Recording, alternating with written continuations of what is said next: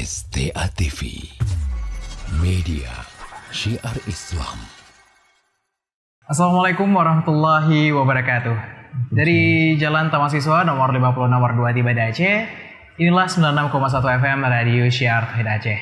Sahabat Radio Syiar Tauhid Aceh dan juga pemirsa STA TV, senang sekali pada kesempatan hari ini kita kembali berjumpa di program kajian kesehatan.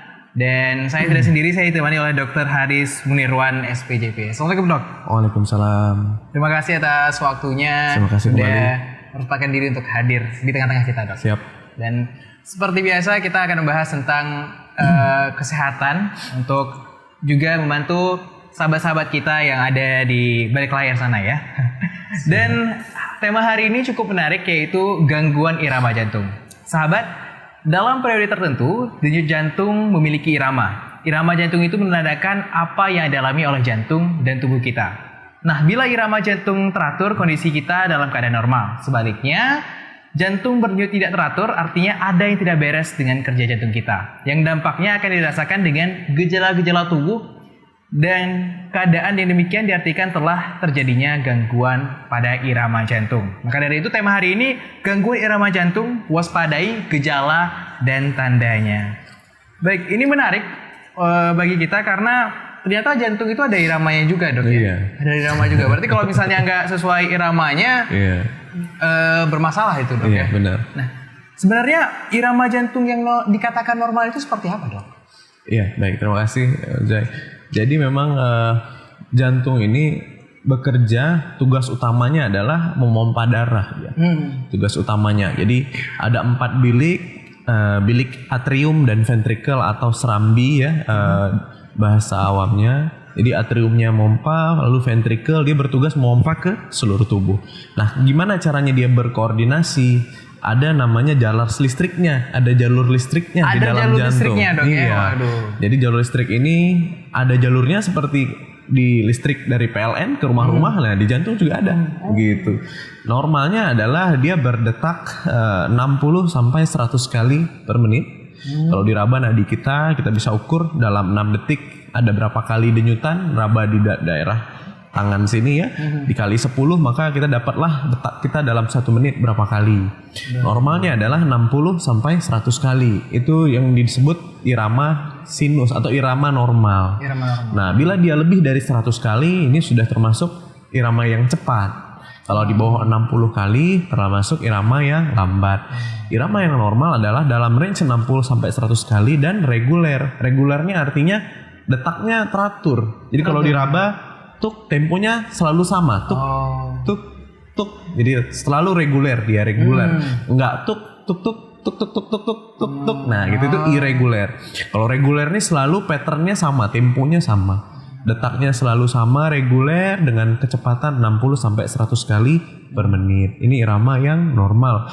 Nah kalau kita lakukan pemeriksaan listrik, ada pola-pola yang disebut pola irama sinus, jadi irama yang normal yang harusnya timbul dan memberikan kerja yang baik oleh jantung bila ada irama itu, gitu. Itu irama yang normal, gitu. Berarti irama normal tidak temponya sama, Dok? Temponya sama, loncat-loncat. Iya, nggak loncat-loncat. Detaknya dalam range 60 sampai 100 saat istirahat. Iya, baik. Dan saya dengar juga gangguan irama jantung ada beberapa jenis. Jenisnya apa saja, Dok? Iya, jadi kalau kita bicara gangguan irama jantung, tentu kan kita udah bicara irama jantung yang normal tadi ya. Kalau gangguan berarti irama yang timbul akibat gangguan koordinasi dari listrik jantung tadi. Harusnya dari PLN ke gardu, dari gardu ke rumah, baru kita dapat listrik. Nah, gitu. Di jantung juga gitu. Ada yang namanya pacemaker atau pusatnya penimbul listriknya. Itu dibuat oleh Allah Subhanahu wa taala, ada satu sel yang memang dia mengeluarkan listrik itu untuk mencetuskan timbulnya kontraksi. Jadi dari dia terus diteruskan ke seluruh jantung baru timbul kontraksi. Nah, kalau yang nggak normal ini bisa jenis yang lambat sekali ini dia di bawah 60 kali akibat gangguan dari irama tadi. Jadi si si pacemaker tadi terganggu, maka irama yang dihasilkan bisa terlalu lambat di bawah 60 kali. Atau irama yang dihasilkan itu tidak normal sehingga menyebabkan jantung nggak bisa bekerja dengan baik. Dengan irama itu pompanya nggak benar, jadi nggak bisa kerja jantungnya. Atau terlalu cepat, tuk tuk tuk tuk tuk tuk tuk tuk, terlalu cepat sekali, sehingga jantung juga tidak bisa bekerja dengan benar, menghasilkan darah yang tidak cukup untuk seluruh tubuh. Jadi ada jenis yang sangat cepat, jenis yang sangat lambat, jenis yang tidak teratur atau irregular, ya, atau jenis yang menyebabkan iramanya itu kadang ada, kadang enggak, kadang ada, kadang enggak gitu. Sesekali aja muncul, banyak variasinya. Gitu. Jadi banyak variasi dari gangguan irama jantung ini, tadi ya. Dan dok juga saya masih penasaran. Saya juga baru dengar juga irama jantung. Mungkin saya masih awam bagian itu. Dan sebenarnya gangguan irama jantung ini penyakit yang serius atau bagaimana dok? Dan apa sih masalah-masalah yang timbulkan kalau misalnya irama jantung kita ini nggak normal? Normal. Iya, kalau bahasa yang populernya gangguan irama ini disebut aritmia ya, mungkin pernah dengar aritmia ya. Kalau googling boleh aritmia ya, suatu jenis irama yang nggak seharusnya ada seperti itu, nggak normal ya. Nah bahaya nggak? Nah ini tergantung jenisnya. Ada yang fine saja, artinya jenis-jenis tertentu yang memang muncul saat-saat kondisi yang misalnya kita under stress, sesekali aja timbul yang nggak menyebabkan pompa jantungnya terganggu. Jadi irama yang muncul sesekali yang nggak mengganggu kerja jantung itu aman, nggak ada masalah dia. Artinya mungkin ya ada keluhan saja, kok terasa berdebar, kok berasa jantungnya nggak teratur, kok berasa lemes, itu severity-nya. Sampai yang paling berat terlalu cepat detaknya sehingga suplai darah nggak cukup, bisa pingsan orangnya, bisa jatuh orangnya, bisa pandangan gelap, nggak bisa bangun orangnya. Itu kalau terlalu cepat atau terlalu lambat. Bahkan ada irama-irama tertentu yang sangat berbahaya atau irama yang berbahaya, irama malignan namanya. Irama berbahaya itu banyak jenis yang menyebabkan jantung tidak bisa berkontraksi. Iramanya begitu, tapi jantungnya nggak bisa bekerja dengan baik. Mungkin teman-teman pernah lihat tim dokter, tim medis nih melakukan kejut jantung, pernah lihat nggak? Mungkin di TV-TV gitu, sering itu di yang TV. pakai alat kejut. Nah itu kenapa? Karena irama yang timbul itu tidak bisa menyebabkan jantungnya bekerja dengan baik. Tensinya jadi turun, orangnya jadi sesak, jadi nyeri, jadi pandangan gelap, mau pingsan. Maka irama itu tidak baik untuk jantung. Maka tim dokter akan restart lagi. Iya, jadi melakukan kejut listrik untuk targetnya adalah dia balik lagi ke irama normal gitu. Jadi dari yang paling ringan nggak ada keluhan sama sekali sampai yang paling berat adalah menyebabkan tidak bisa bekerja jantung, yang dapat kalau dibiarkan akan menyebabkan jantungnya berhenti dan kematian. Jadi itu paling fatal gitu. Severity-nya luas dia. Paling ringan sampai yang berat sekali. Iya. Dan apakah dok penyebab dari gangguan irama jantung ini sama yang terlalu lambat tadi? Apa penyebabnya beda, yang terlalu cepat beda, atau bagaimana itu? Iya, kalau dibilang penyebab tentu sangat luas juga penyebabnya, karena range jenis penyakitnya juga memang banyak. Yang paling sering menyebabkan gangguan irama, kalau yang dari ringan-ringan, misalnya kita dalam kondisi stres ya, stres dengar berita yang nggak menyenangkan, misalnya ada orang tua sakit atau segala macam, kita dalam kondisi stres ini akan timbul irama-irama prematur namanya di dalam jantung. Prematur. Iya, bukan prematur pada kehamilan ya, tapi irama yang prematur. Jadi prematur ini timbul tapi nggak membuat jantungnya memompa gitu. Itu irama prematur.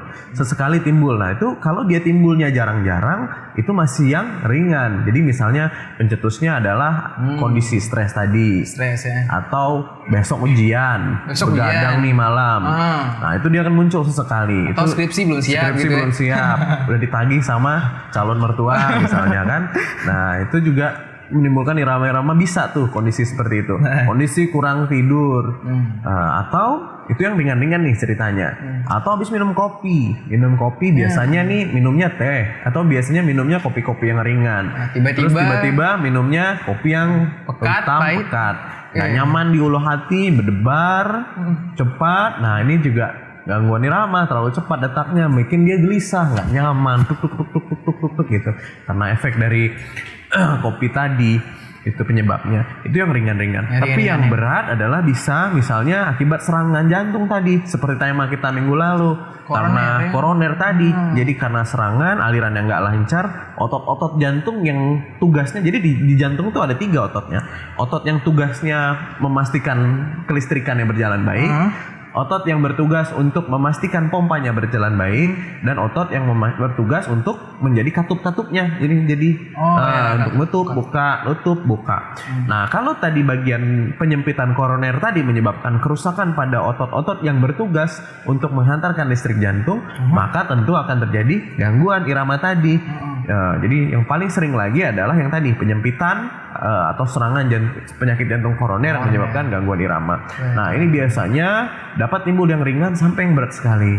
Jadi orang mungkin kadang-kadang ada orang yang sakit jantung, dia ngeluh, aduh sakit dada, sakit sekali, tapi dia masih sempat ke rumah sakit untuk berobat karena dia belum terganggu iramanya. Tapi ada juga orang yang begitu serangan langsung jatuh, langsung pingsan, langsung nggak sadar. Kenapa? Karena listrik jantungnya tiba-tiba terganggu. Gitu. Mungkin sebagian yang nggak lancar tadi menyebabkan kerusakan pada otot yang bertugas untuk kelistrikan tadi, sehingga listriknya tiba-tiba nggak kerja dengan benar. Rumahnya tiba-tiba nggak ada aliran dari listrik itu, tuh rumah ini nggak bisa kerja dong. Nah, gitu juga jantung. Tiba-tiba listriknya keblok akibat adanya penyakit jantung koroner, jantungnya nggak bisa kerja, langsung jatuh, langsung pingsan. Nah, itu yang sering menyebabkan sudden cardiac death, meninggal tiba-tiba akibat kardiak. Kemarin masih ngobrol, kemarin masih berjalan bareng, tiba-tiba hari ini kok dengar berita masuk rumah sakit, kolaps, meninggal. Nah, ini yang paling sering menyebabkan kematian mendadak tadi, gangguan irama yang berat tadi. Hal yang lain apa lagi yang bisa menyebabkan itu? Misalnya kita gangguan elektrolit dalam darah. Dalam darah kita nih ada natrium, kalium, klorida, kalsium, magnesium. Semua itu kita dapat dari makanan, minum, makanan, buah-buahan. Untuk kondisi-kondisi tertentu kita misalnya dehidrasi, terlalu panas sehingga kadar natriumnya rendah, kadar kaliumnya, atau kita diare, mencret menyebabkan kadar garam dalam darah kita rendah, sehingga ini menyebabkan gangguan kelistrikan tadi, gitu. Jadi garam-garam dalam darah ini berperan untuk membantu menghantarkan listrik tadi. Tapi kalau komponen ini berkurang, maka dia tidak bisa bekerja dengan baik. Itu tadi. Jadi yang pertama misalnya tadi stres-stresan, yang kedua penyempitan koroner, yang ketiga gangguan elektrolit. Hal yang lain apa lagi? Misalnya pada kondisi-kondisi memang orang dengan penyakit jantung bawaan. Jadi misalnya dari lahir udah ada masalah keturunan. Nah, ini juga bisa rentan terjadi gangguan irama. Ada yang misalnya katupnya juga nggak terbuka dengan baik, cenderung sempit. Nah, itu tadi yang kalau dia kebukanya nggak bagus, maka terjadi gumpalan darah di situ. Gumpalan ini tentu beresiko kalau dia lepas bisa kemana-mana. Kalau ke otak bisa stroke. Kalau ke kaki bisa sumbatan di kaki. Kalau ke tangan sumbatan di kaki, di tangan gitu. Jadi itu kondisi-kondisi yang rentan timbul gangguan irama. Jadi ternyata gangguan irama jantung ini bisa menyebabkan stroke juga tadi ya, karena salah satu jenisnya. Jenisnya namanya atrial fibrilasi. Jadi getar atrium. Atriumnya ini harusnya mompa dia. Jadi dia getar doang, gini aja. Jadi di darah yang ada di dalam situ hanya muter aja. Sebagian darahnya muter aja. Harusnya kan dia kepompa nih ke seluruh tubuh. Tapi dia kayak stasis, kayak macet, mampet. Maka darah ini kalau dia nggak bergerak stasis, dia akan berkoagulasi, menggumpal. Nah, begitu akibat gumpalan ini, maka suatu ketika gumpalan ini dapat dengan lepas, itu yang bikin stroke tadi. Gitu. Gitu. Dan juga salah satu penyebabnya makanan tadi seperti kopi, dan mungkin di Aceh banyak penggemar kopi dan juga merasakan seperti saya pernah minum kopi tiba-tiba berdebar itu apakah bahaya atau bagaimana? Ya, kalau jenis yang akibat makanan tadi, misalnya kopi ya, salah satu kopi ini kan karena kandungan kafeinnya dan yang lain menyebabkan berdebar karena rasa tidak nyaman di ulu hati biasanya, karena efek asamnya bikin kita nggak nyaman, berdebar. Nah, ini sebenarnya jenis yang ringan, jadi gangguan irama yang cepat tapi tidak mematikan. Jadi memang dia cepat saja, saat sudah di clearance asam lambung itu ke bawah, dia udah lebih nyaman biasanya. Artinya kalau kita minum obat lambung, kita minum air putih yang banyak, kita minum susu, maka itu akan keasaman di asam lambung kita akan turun, rasa cemas kita menurun, berdebarnya juga akan berkurang. Itu jenis yang karena makanan. Jadi misalnya kopi tadi. Nah, tapi kalau yang lain-lain karena serangan dan yang lain-lain ini tentu lebih berat kondisinya gitu. Kalau yang makanan sih biasanya kopi, apalagi nggak ada sih kopi aja paling yang sering. Tadi kurang tidur, skripsi dan lain-lain. Nah ini jenis yang ringan gitu. Dan ringan dan itu normal dok ya? Iya, itu ringan istilahnya, bukan normal ya, berdebar tapi jenis gangguan irama yang ringan gitu. Cepat saja tapi nggak mengganggu kerjanya gitu. Jadi kalau dia cepat tapi kerjanya masih bisa, jantungnya mompa, maka dia nggak berbahaya. Kalau dia lambat, jantungnya juga masih bisa kerja, nggak apa-apa. Tapi yang berbahaya adalah irama-irama yang bikin jantungnya nggak bisa kerja dengan benar gitu. Gitu. Bisa cepat, bisa lambat. Bisa cepat, bisa lambat. Faktor pencetusnya apa saja dok untuk? Iya, pencetus ya. Artinya kalau pencetus ini kan berarti apa yang kita lakukan menyebabkan itu timbul. Ya, tentu yang tadi pola makan, misalnya kita ada asam lambung, tentu kita gastritis ya, ada asam lambung sehingga mudah cemas. Tentu ini faktornya, makanya sebaiknya kita harus jaga makanan ya. Jangan terlalu suka yang pedas-pedas terus, asam terus ya, karena resiko ke gastritisnya tinggi atau penyakit lambung. Pencetus lain apa? Yang tadi orang-orang yang akibat penyakit jantung koroner tadi, jadi dia harus jaga sekali, jangan sampai dia orang misalnya yang cerita yang lalu kalau lagi serangan ya itu memang resiko karena aliran yang nggak lancar rusak ototnya. Tapi kalau orang-orang yang stabil yang kita cerita tadi, orang yang memang ada sumbatan tapi kalau dia aktivitas aja dia sakit, kalau dia istirahat ya perbaikan. Nah kalau udah kayak gini jangan nge-push lagi, jadi jangan dipaksa gitu, jangan kerja berat lagi, olahraganya juga olahraga aerobik bukan yang kompetitif, sehingga kalau yang sumbatannya 70% misalnya, kondisinya santai-santai, dia alirannya ada dan otot-ototnya masih kerja baik nih. Tapi kalau di push detaknya 180 kali misalnya, nah itu otot-otot di situ akan kekurangan oksigen sehingga menyebabkan kerjanya terganggu. Nah terjadilah gangguan irama tadi gitu. Sebenarnya di dunia juga kita campaign-nya cukup kuat mengenai ini, ada yang namanya basic life support ya, basic life support. Kalau kita ketemu orang jatuh tiba-tiba di jalan, yang paling mungkin adalah gangguan irama. Yang paling mungkin adalah gangguan irama. Maka protokolnya apa yang harus kita lakukan? Basic life support ini tentu kita pertama cek kesadaran dulu, Pak Bu, sadar nggak nih orang? Nah kalau dia nggak sadar, kalau ada orang yang mampu artinya ngerti sedikit tentang medis, dia bisa coba meraba nadi, bisa meraba di leher sini ya, di area karotis atau di sini. Bila tidak kita temukan ada nadi, maka kita harus langsung lakukan pijat jantung. Nah itu juga saya sering lihat di video. Kalau ketemu jatuh nggak sadar, minta tolong bantu saya, nih ada orang nggak sadar. Nah terus yang di situ langsung cari raba nadi. Kalau nadi nggak teraba, langsung lakukan pijat jantung dengan benar. Kenapa harus dilakukan pijat jantung? Pijat jantung ini adalah tindakan yang dilakukan untuk mengambil alih kerja jantung tadi. Gitu. Jantung ini kan pompa nih. Kalau kita kompresi, kita tekan di dada sini, ini kan di bawahnya jantung, maka dia kegencet tuh jantungnya. Artinya dia seolah-olah pompa. Gitu. Kenapa dia bisa berhenti jantungnya? Karena iramanya tadi tidak bekerja dengan benar sehingga menyebabkan jantung tidak bisa pompa dengan benar gitu.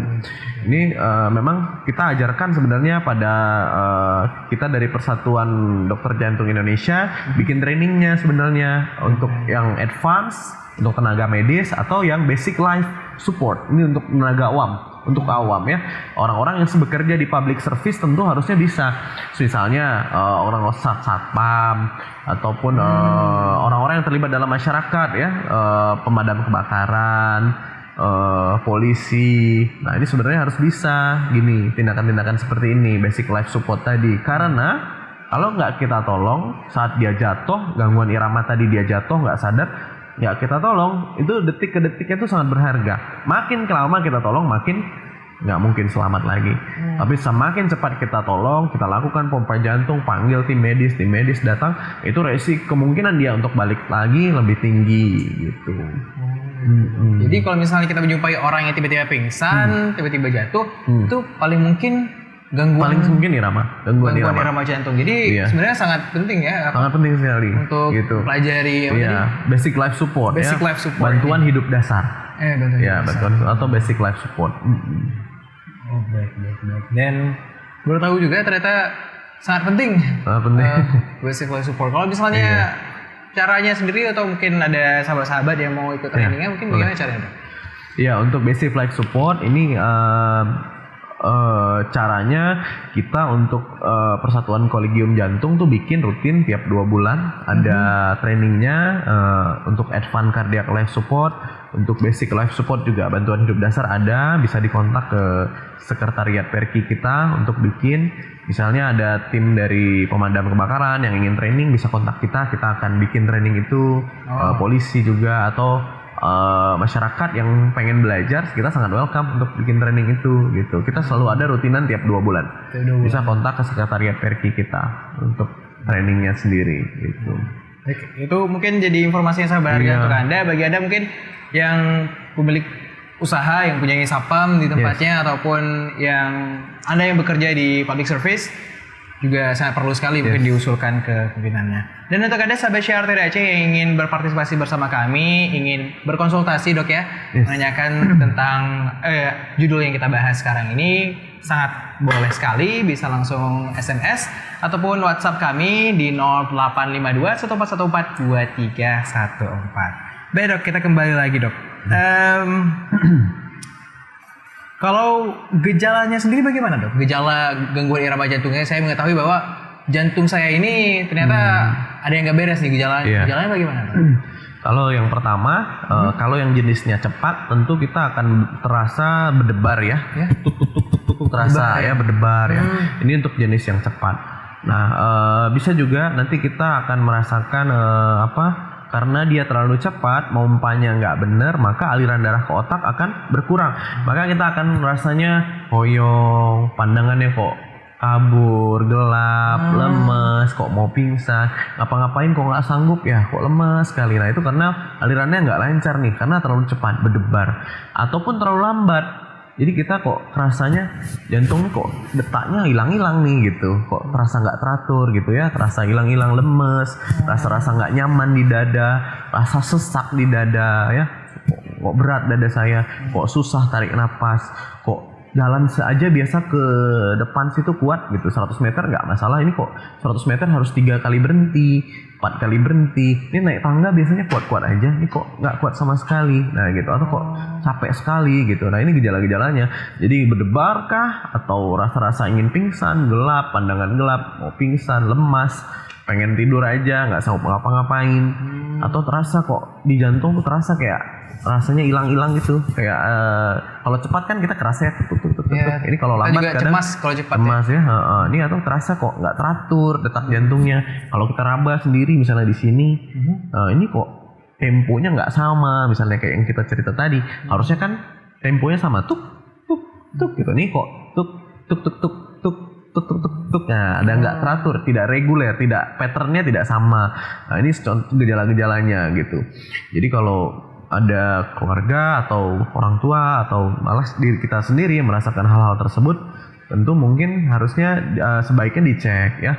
Jadi kalau kerasanya kok mudah capek, kok kerasanya kadang nyeri, kok dikit-dikit berdebar gitu ya, berdebar nggak berhenti-berhenti. Kalau kita misalnya kita dengar berita nggak baik misalnya, atau berita yang tidak menyenangkan buat kita, tentu kita gelisah dan stres kan, berdebar kita. Nah itu adalah gangguan berdebar yang memang wajar gitu, karena kita memang menerima berita yang nggak bagus gitu, atau kita pengumuman ujian nggak lulus gitu, stres, berdebar gitu, itu hal-hal yang memang wajar gitu. Tapi kalau lagi duduk-duduk, lagi santai, lagi nonton TV, lagi dengar Syiar Tauhid Aceh misalnya, dengar radio, lagi duduk kok debar sendiri, nggak ngapa-ngapain, tiba-tiba sendiri. Nah ini yang harus hati-hati, harus dicari tahu kenapa kok tiba-tiba berdebar. Kalau kita lari, kita aktivitas meningkat kan detak emang meningkat gitu. Tapi kalau lagi duduk-duduk gini kan harusnya detaknya santai aja jantungnya, 60-70 kali harusnya. Nah itu tadi hal-hal yang harus diwaspadai gitu. Jadi timbul berdebar pada kondisi-kondisi yang tidak sesuai, atau sesak, atau nyeri dada, atau mau pingsan, atau pandangan gelap, hoyong, mau jatuh. Nah ini gejala-gejalanya. Dan juga yang menarik stok, saya pikirnya kalau misalnya gangguan irama jantung, mungkin anak muda nggak mungkin lah gangguan irama jantung. Ini biasanya penyakit orang tua gitu. Ini benar nggak dok? Range umur yang biasa terserang gangguan irama jantung ini berapa aja? Iya. Kalau statementnya adalah ini penyakit orang tua, mungkin kurang tepat ya, karena ada jenis-jenis kalau yang disebabkan oleh penyakit jantung koroner tadi, tentu kan sesuai dengan kejadian pada penyakit jantung koroner. Yang memang trennya pada usia di atas 45 tahun ya, benar kita. Jadi yang karena alirannya nggak lancar, otot-ototnya nggak bisa bekerja dengan benar, timbullah aritmia. Tentu ini pada range 45 ke atas rata-rata ya, walaupun tidak menyingkirkan kemungkinan pada usia 25, 30, 35 bisa timbul. Nah, tapi ada jenis-jenis lain yang memang timbul pada usia bahkan usia muda. Misalnya pada penyakit jantung bawaan tadi, misalnya punya anak dari lahir ternyata nggak tahu kita ternyata ada penyakit jantung bawaan, katupnya bocorkah, sekatnya bocorkah. Nah ini kondisi-kondisi ini rentan terjadi gangguan irama. Itu kan pada bayi, pada anak-anak gitu. Atau juga pada usia muda juga bisa. Jadi memang dari lahir ternyata ada gangguan dari segi genetik yang menyebabkan channel-channel garam tadi terganggu sehingga terjadi gangguan irama. Atau juga jenis lain yang tadi adanya jalur listrik tambahan. Ya kalau rumah ini kan dari PLN gardu utama ke tiang listrik ke rumah. Nah, nggak ada jalur lain kan. Nah ini ada tambahan lagi, ada gardu lain yang bukan punya PLN, punya gardu lain yang memberikan listrik juga ke sini. Jadi rumah ini menerima 2 jalur listrik, tentu terganggu jalur listriknya akan nabrak dia, akan menyebabkan detak yang terlalu cepat atau berdebar nantinya gitu. Nah ini kebanyakan juga ada jenis-jenis yang bawaan dari lahir. Jadi dia dilahirkan memang sudah ada jaras-jaras tambahan yang nggak normal, harusnya nggak ada gitu. Jadi listrik ini udah ada jalurnya, tapi ada jalur lain yang mengganggu gitu. Iya, Ya itu biasanya timbul pada usia keberapapun, terutama biasanya pada usia muda. Usia 17, 18, perempuan, muda, itu sering sekali seperti itu. Walaupun laki-laki juga cukup sering gitu. Jadi tidak ada rentang yang memang spesifik ya. Jadi bisa dari lahir bahkan sampai usia tua gitu. Dan ini juga sangat penting sekali. Jadi Anda juga bisa terserang ya penyakit gangguan irama jantung ini. Dan dok, apa yang dilakukan mungkin pihak dokter untuk mendiagnosis aritmia ini? Iya. Aritmia ya. Aritmia ini kan tadi kita cerita ada aritmia yang ringan, ada yang berat. Tentu yang ringan yang memang karena hal-hal tertentu, misalnya ada faktor pencetus, stres kah, ada hal-hal yang lain, tentu ini kan akan hilang sendiri dia. Begitu orangnya udah nggak sedih lagi, udah nggak stres lagi, debarnya hilang. Habis minum kopi, efek kopinya berkurang sehingga hilang, debarnya juga hilang. Tentu ini kita hal-hal yang wajar, berdebar yang wajar gitu ya. Nah, tapi jenis-jenis lain yang misalnya terlalu lambat atau terlalu cepat akibat karena penyempitan atau bawaan atau juga gangguan jaras tadi, ada yang bisa kita lakukan. Jadi misalnya ada keluhan-keluhan yang saya bilang tadi, misalnya berdebar atau pengen pingsan, pandangan gelap, mau jatuh, sesak, nyeri dada, tetap sama kita lakukan elektrokardiografi seperti pada penyakit jantung koroner. Kita rekam tuh listriknya, kita mau lihat gitu, ada nggak gangguan irama. Biasanya kadang-kadang terlihat di situ jenisnya apa. Misalnya dia lagi berdebar, datang kita rekam, kelihatan tuh, oh detaknya harusnya 60 sampai 100, dia di situ bahkan 200 misalnya, atau sampai 150. Nah itu terdiagnosisnya tegak melalui rekam listrik tadi.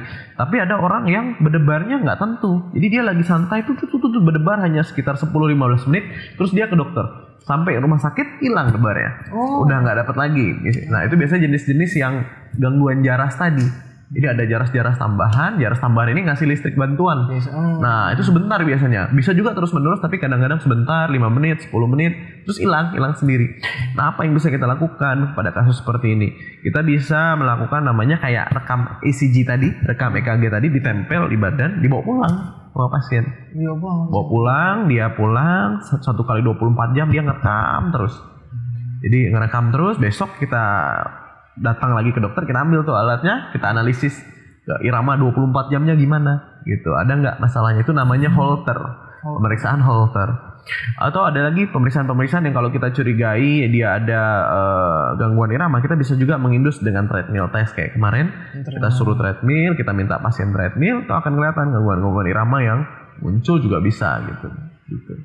Untuk mendiagnosis jadi EKG, treadmill, Holter tadi gitu. Baik. Dan proses pengobatan aritmia ini gimana? Untuk pengobatan tentu kalau yang ringan nggak usah diapa-apain ya, hindari faktor pencetus. Kalau minum kopi berarti bikin kopinya jangan terlalu kental. Cari jenis yang lebih ringan, keasamannya lebih rendah, oke itu bisa di switch.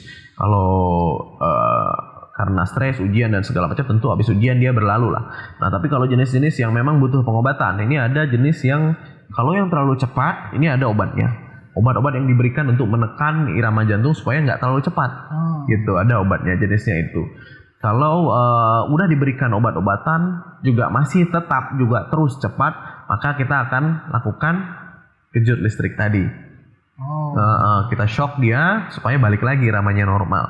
Jadi pilihannya tentu kalau dia nggak menimbulkan kondisi darurat, jadi misalnya dia berdebar aja tapi dia masih bisa jalan-jalan, masih bisa ngobrol, tentu kita preferensinya adalah dengan obat-obatan. Tapi kalau dia berdebar, gara-gara debar itu dia nggak bisa ngapa-ngapain lagi, jadi mau pingsan, sakit dadanya, sesak dadanya, tentu itu kondisi yang tidak stabil, maka obat ini akan lama kerjanya. Maka kita preferensinya dengan kejut listrik tadi. Jangan terlalu cepat kita blok untuk balik lagi iramanya ke normal. Nah, tapi kalau terlalu lambat, ya kadang juga ada orang terlalu lambat, terutama nih pada usia-usia tua. Jadi makin usia bertambah, si generator listrik PLN ini mulai dimakan usia nih, kerjanya mulai turun, kurang maksimal kemampuannya kurang maksimal ya, sehingga produksi irama listrik yang dia kirim juga rendah, menyebabkan detaknya juga rendah. Harusnya 60 sampai 100, range-nya dia cuma sanggup bikin 30, 40, terlalu rendah, dan itu kan nggak cukup. Jadi kalau kita misalnya maksudnya jalan, kalau duduk ini 60-70, kalau jalan tentu detaknya jantung tuh akan beradaptasi dia. Oh ini badannya butuh lebih banyak nih darahnya, dia akan kerja lebih cepat. Dia akan naikin 80, 90, 100, 110 gitu. Nah pada yang usia tua tadi nggak bisa, dia udah maksimal tuh kerjanya. Jadi dia bikin 30 aja udah capek banget, bikin 340 aja udah maksimal tuh. Jadi kalau dia aktivitasnya meningkat, kebutuhannya meningkat, jantungnya nggak cukup, nggak bisa nih ngejar listriknya untuk timbul sebanyak yang dibutuhkan gitu. Nah kalau ini sudah terjadi, maka pilihannya ada obat-obat yang bisa kita berikan sebagai lini pertama. Jika itu tidak bisa mengobati juga, tentu ada opsi lain. Mungkin pernah dengar kita pasang pacu jantung. Pacemaker, pacu jantung. Kita pasang di sini, dia mengambil alih kerja generator listrik yang terganggu tadi, gitu. Jadi kita pasang, jadi ada pacemaker tadi tertanam di bawah kulit, ada seperti kabel tipis yang masuk ke dalam rongga jantung untuk mengambil alih detak tadi, gitu. Ada kabel yang masuk. Ada kabel yang masuk. Iya. Jadi misalnya kalau masuk bandara kan sering lihat tuh ada yang untuk screening metal detector. Nah ini kadang-kadang harus kalau pakai pacemaker harus hati-hati, takut terganggu kerjanya. Masuk mall kan juga ada tuh kadang-kadang. Nah itu juga harus hati-hati. Kalau jenis-jenis tertentu boleh lewat nggak apa-apa, tapi ada jenis-jenis yang terganggu kerjanya kalau pakai metal detector. Gitu. Jadi pacu jantung ini diindikasikan atau diberikan pada irama yang terlalu lambat yang tidak bisa mencukupi kebutuhan kita gitu. Jadi terutama pada usia-usia yang lanjut biasanya. Jadi tergantung jenis penyakitnya apa. Dan pencegahan yang bisa kita lakukan untuk mencegah penyakit ini mana dong? Iya. Kalau pencegahan ya tentu yang pertama pola hidup sehat ya, olahraga teratur 3-5 kali seminggu, durasinya 30 menit. Terus makan yang cukup, tidak berlebihan, tinggi serat, tinggi protein, karbohidratnya juga oke, tapi lemaknya jangan terlalu tinggi. Terus asin-asin, lemak-lemak, minyak-minyak mungkin bisa dikurangi. Yang gula-gulaan juga mungkin dijaga sedikit ya. Tidur yang cukup 7 jam sehari minimal ya. Semua yang tadi itu bila itu tidak dilakukan maka akan menyebabkan faktor-faktor tadi, terjadi hipertensi, terjadi resiko penyakit jantung koroner. Itu akan menyebabkan timbulnya gangguan-gangguan irama tadi. Tentu dengan olahraga teratur, kalau yang tadi cerita pada usia tua si pacunya ini nggak bisa dengan baik, kalau dia rajin olahraga dari muda, dia udah terbiasa tuh bikin detak yang cukup, sehingga insya Allah pada saat usia tua dia nggak ada masalah gitu. Nah tapi kalau yang jenis-jenis penyakit bawaan, tentu ini memang udah diberikan seperti itu ya. Jadi tentu ini memang sebaiknya berobat lebih cepat sehingga kita bisa atasi jenis ini gitu. Tapi kalau yang penyakit jantung karena dicetuskan penyakit jantung koroner, catatan bahwa gangguan irama ini paling banyak dicetuskan karena penyakit jantung koroner. Paling banyak sekali gitu. Jadi tentu kita cegah penyakit jantung koroner, Berarti mencegah juga gangguan irama gitu. Baik, sahabat Syiar Auto Aceh yang ingin bertanya bisa langsung SMS atau WhatsApp kami 852 1414 2314. Baik dok, di sini ada beberapa pertanyaan yang udah masuk nih dok ke WhatsApp ataupun SMS kita. Saya bacakan dok. Yang pertama, saya sedang mengalami sebuah masalah hidup. Saya sering merasakan jantung berdebar dan lutut terasa lemas dan tak berdaya. Bagaimana cara mengatasinya? Iya. Nah, ini mungkin yang bertanya, ini termasuk yang kita bahas tadi. Jadi dia timbul gangguan irama karena ada pencetus, karena ada masalah hidup, mungkin hal-hal tertentu yang nggak diceritakan di situ yang menyebabkan dia gelisah, dia nggak nyaman. Tentu dia akan lebih berdebar, irama-irama yang nggak teratur itu akan sering muncul. Tentu kalau ini kan pencetusnya jelas karena masalah tertentu, masalah keluarga. Nah ini mungkin bisa diselesaikan masalah keluarganya atau lebih ikhlas, hal-halnya seperti itu, lebih tenang sehingga pencetusnya ini tidak mengganggu lagi gitu. Kalau ini kan jelas pencetusnya karena ada faktor keluarga atau hal-hal yang lain sehingga mengganggu kerja jantung gitu. Tapi kalau memang seperti itu dan mengganggu, bisa kontrol ke kita bisa berikan obat-obatan tertentu yang kita berikan untuk menekan si irama ini. Jadi walaupun under stress misalnya cenderung gelisah, ada obat yang kita bisa berikan untuk menekan si irama nggak muncul terlalu cepat. Baik, jadi bisa konsultasikan ke dokter ya untuk bisa. mungkin kalau misalnya sudah merasa sangat mengganggu dan aktivitas. Baik dok, pertanyaan kedua. Assalamualaikum. Waalaikumsalam. Salam. Telapak tangan dan kaki saya sering berkeringat, terutama ketika sedang cemas. Apakah ini pertanda ada masalah di jantung saya? Telapak tangan dan kaki berkeringat.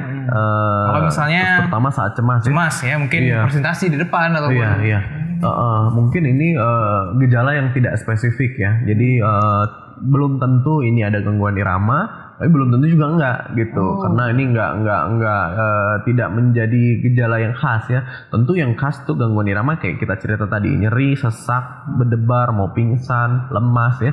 Kalau cuman keluar keringat di tangan ya, itu bisa jenis-jenis tertentu, misalnya hiperhidrosis. Jadi di sini ada kelenjar keringat yang produksinya banyak. Mungkin kalau ketemu teman-teman orang-orang lain tuh kalau salaman basah terus gitu.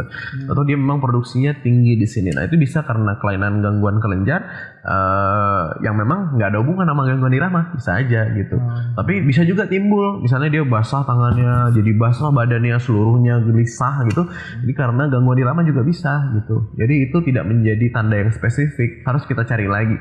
Ada nggak hal-hal yang lain yang mengarah ke gangguan irama atau mungkin memang bukan gitu. Baik. Semoga sudah terjawab yang pertanyaan kedua tadi. Jadi belum tentu juga gangguan irama, tapi belum tentu juga pasti bukan ya. Baik. Yang ketiga, assalamualaikum. Waalaikumsalam. Selama ini saya sering sesak di dada, terutama ketika ingin tidur malam. Seperti ada angin yang ditahan di dada. Saya membaca sebuah artikel katanya itu pertanda gangguan di jantung. Benar? Iya. Jadi dia bilang dia kalau mau tidur ada rasa ketahan di dada ya. Kalau mau tidur. Kalau aktivitas biasa nggak ada mungkin ya, atau nggak diceritakan. Iya, kalau rasa nggak nyaman di dada nih ada beberapa hal. Bisa yang pertama memang ada masalah penyakit jantung koroner kayak kita cerita minggu lalu ya. Salah satu gejalanya adalah rasa terganjal di dada kiri, di tengah dada. Nah, tapi biasanya kadang-kadang diikuti juga dia tembus ke belakang ke sini, rahang, seperti dicekek, mual, muntah, sesak misalnya.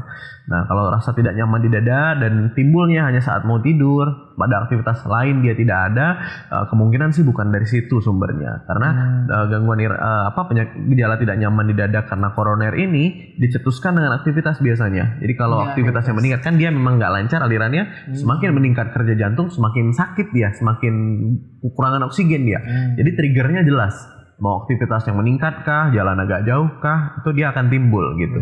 Tapi kalau mau tidur nggak nyaman, kalau nggak mau tidur nggak apa-apa, nah ini nggak spesifik, kita harus cari lagi gitu. Bisa juga gejala seperti itu timbul karena adanya dispepsia atau lambung ya, gastritis, penyakit lambung tadi. Jadi karena lambung ini terpapar zat asam terus, pedas, dia terganggu kerjanya sehingga terjadi penumpukan udara di sini seolah nggak nyaman, kayak penuh dadanya seperti terganjal. Nah ini juga bisa gejala dari gejala dispepsia atau sakit lambung tadi gitu. Baik. Dan kita masuk ke pertanyaan terakhir kita, Dok. Iya, boleh. Assalamualaikum. Waalaikumsalam. Saya sering ketika sedang duduk santai, tiba-tiba tersentak sekali sentakan gitu. Dan itu sering terjadi. Apa penyebabnya, Dok? Iya, tersentak tuh mungkin dia kerasa tiba-tiba ya tuk gitu hilang gitu ya. Hilang. Iya, nah ini bisa salah satu tanda dari gangguan irama tadi bisa gitu ya. Jadi lagi santai-santai kok cetok tiba-tiba ada rasa nggak nyaman di dada, rasa cepat di dada gitu ya. Bisa, ini sebagai sign tadi. Nah tapi kita harus cari tahu ini apakah jenis yang berbahaya apa enggak gitu. Jadi itu bisa menjadi salah satu gejala. Kalau lagi santai kok tiba-tiba tanpa pencetus, tanpa apa-apa, nggak lagi jalan, nggak lagi ada berita-berita yang nggak bagus misalnya, lagi santai kok tiba-tiba timbul. Nah ini harus dicari tahu penyebabnya. Bisa aja karena memang benar gangguan irama, tapi yang tadi mungkin jenis karena mungkin nih makannya nggak teratur, misalnya ada gangguan lambung, garam-garaman di dalam darahnya nggak normal angkanya, ya timbul lebih sering atau habis minum kopi. Nah itu bisa aja salah satu gejala yang mungkin ke sana. Tapi yang penting dicari tahu jenisnya, apakah jenis yang masih ditoleransi atau jenis yang ringan ataupun ternyata malah yang berat. Itu harus dicari tahu kalau sering seperti itu. Jadi sang penanya bisa langsung melanjutkan konsultasi lagi, Dok? Iya, check up aja sekali untuk screening itu, kita lihat rekamnya ada nggak irama-irama nggak normal. Kalau nggak ada ya paling nanti monitoring aja. Kalau ada keluhan lagi, kalau memang kita nggak ketangkep tuh irama nggak normalnya, ya tadi kita saranin pasang Holter tadi 24 jam. Direkam tuh seharian, nanti kita bisa lihat iramanya dalam 24 jam. Baik. Kalau begitu sahabat Syiar Receh, kita sudah ada di penghujung acara. Terima kasih atas segala partisipasi Anda selama lebih kurang 1 jam ke belakang, dan juga semoga ini menjadi tambahan informasi bagi Anda untuk membantu orang-orang terdekat Anda dan juga diri Anda sendiri mungkin. Nah kalau begitu langsung saja dari Jalan Taman Siswa nomor 50 nomor 2 di Banda Aceh, saya Uzai Sidiko mewakili kru yang bertugas. Kami mohon undur diri, akhir kata wassalamualaikum warahmatullahi wabarakatuh. STA TV Media Syiar Islam.